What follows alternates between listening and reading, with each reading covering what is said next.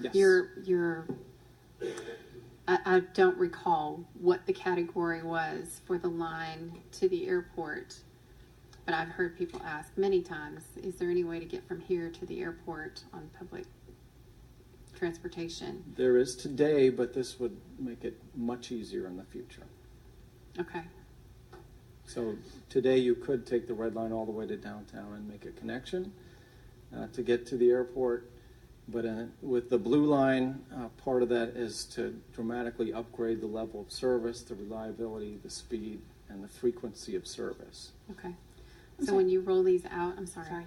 I think it would be super beneficial. I don't know if you do this already, but to put a projected time of travel from That's one a great point idea. to another, Yep. so that people can gauge whether or Sure. not that works for them. You bet. And we will do that. And on our website, even today, if you put in your origin and destination, it will give you the different trip options available as well as the travel time. Okay. I'm sorry, the places that you're trying the bus service at, how were they selected? The ones we're starting with were ones that were affected by a major overhaul of our route network we did last June.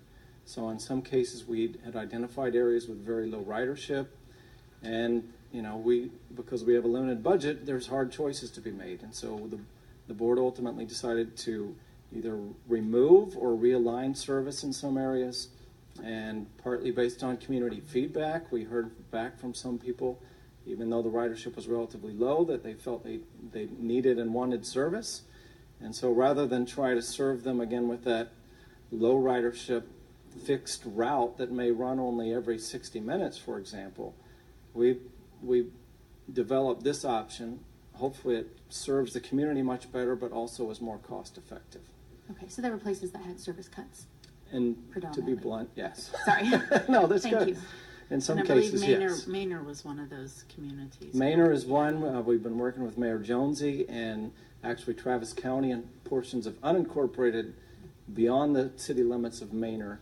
They are helping financially underwrite service in that area as well. So we'll be launching, that's another one that would launch in August. Yeah, and this is something I'm going to look forward to being in our community, because we do have a demand for this.